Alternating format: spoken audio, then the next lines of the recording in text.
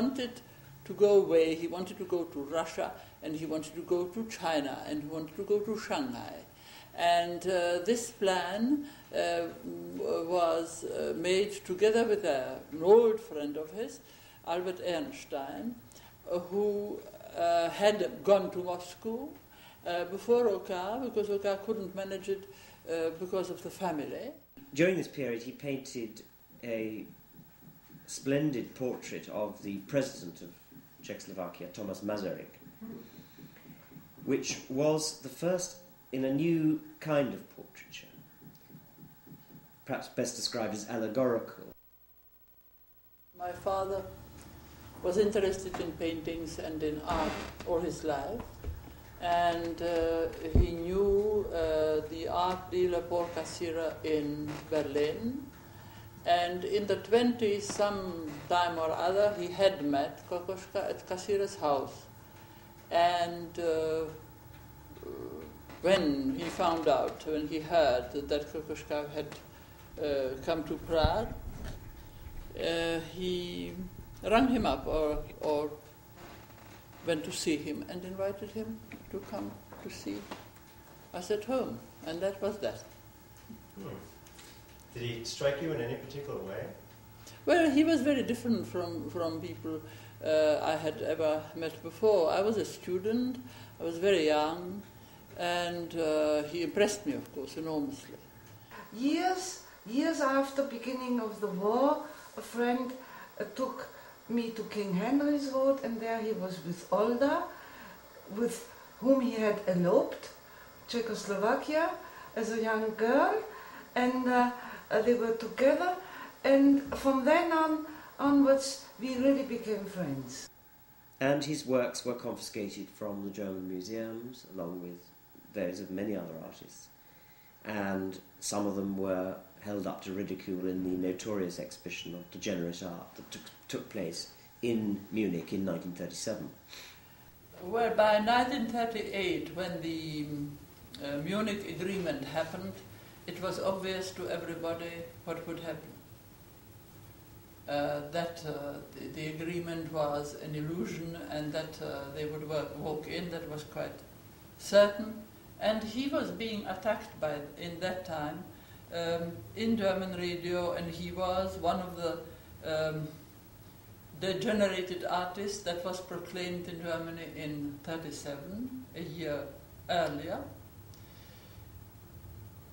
And he knew, and I knew, that he couldn't, very probably he wouldn't survive it if the Nazis came in. So it became quite important to make him go away. He was called a degenerate artist, and he then did a painting and said portrait of a degenerate artist, under quotation marks, of course, making fun of those pedestrians who labeled him a degenerate artist. He disliked the use of stereotypes and of phraseology to incite people to hatred. He was a man very much of compassion, of human warmth. As you know, he made this poster in London at the time of the end of the war to ask people to remember the starving children all over Europe, and not only those of their own allies.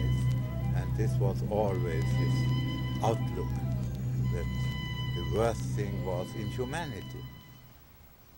In a sense, he seems to have been like an exile everywhere, because his own rather special sensibility and so on seems to have exiled him increasingly from his fellows, that he does seem to have become more and more introspective, more and more locked into his private world as time went on. And I think he came out on the last plane from Czechoslovakia.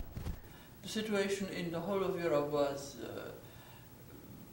more and more difficult. So in the end, it just happened that suddenly it became possible to go to London. He didn't want to go to France.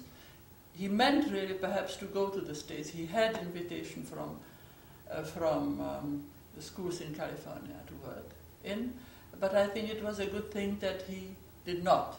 If he would have had to leave Europe, he would have felt as an exile. And while he could stay in Europe, he didn't feel it. He liked London. He was there for many, many months in his earlier years. He knew it. We had acquaintances there. And we managed to live very simply and certainly with very little means. The general image that one gets of Kokoschka at that time is one of vague discontent. He doesn't seem to have liked being in England very much, but then he doesn't seem to have liked being anywhere very much, actually. In the biographies, there's this constant string of complaints from Kokoschka recorded, and then apologies for the complaints. So, well, of course, he really loved England, even though he complained about this, that, and the other the whole time. But then I think he must have been rather a querulous fellow in his later years. And after all, anybody who went through the number of changes that he did in his life has probably got a right to complain a bit. The crab became a symbol of his feelings at the time, that here he'd arrived in exile, and there's the strong swimmer swimming up to the beach, and there on the beach is this rather dreadful-looking crab. And I think that the painting did express part of the depression he felt at that time. With him, the things which dropped casually were most important, perhaps more important than any sort of purposely teaching. For instance, he had little things.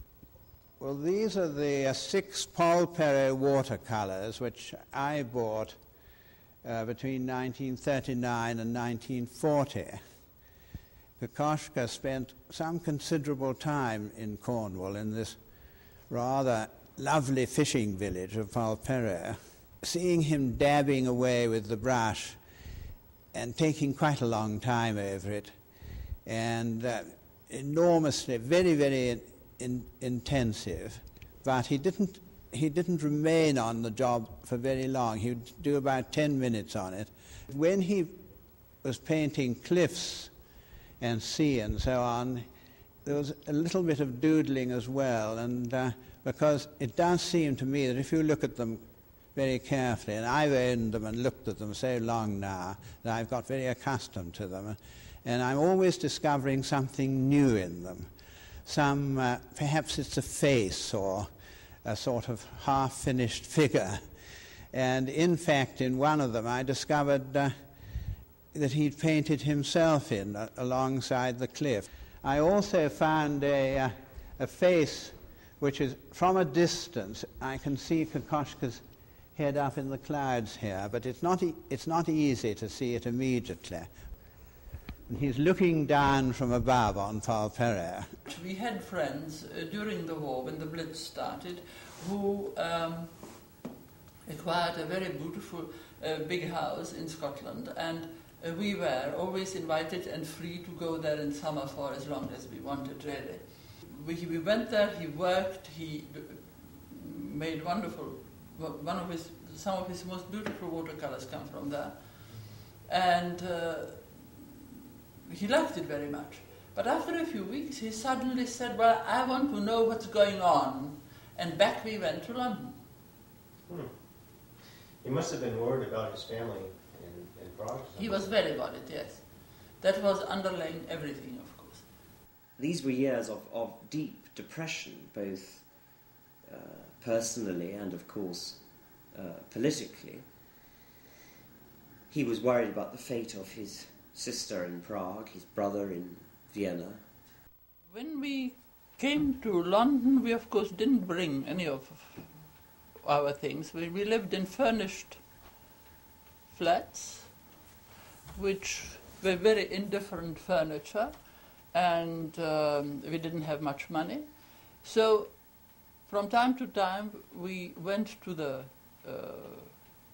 flea market and bought both ourselves some sort of a object which